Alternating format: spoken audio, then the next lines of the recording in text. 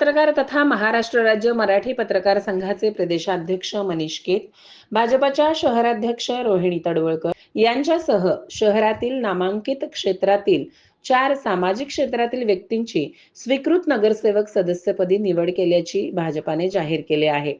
सर्वप्रथम सभागृहात ही यादी जाहीर करण्यात आली. मात्र या दरम्यान भाजपच्या स्वीकृत सदस्य या विषयावरून सभागृहात मोठा गोंधळ करण्यात आला आणि गोंधळामुळे सभा तहकूब करण्यात आली. यावेळी ज्येष्ठ पत्रकार मनीष केत, भाजप शहराध्यक्ष रोहिणी तडवळकर, श्रीनिवास दायमा, अक्षय अंजिखाने, वृषाली चालुक्य, रुद्रेश बोरामणी, ज्ञानेश्वर मॅकल स्वीकृत नगरसेवक सदस्यपदी निवड केल्याचे जाहीर करण्यात आले.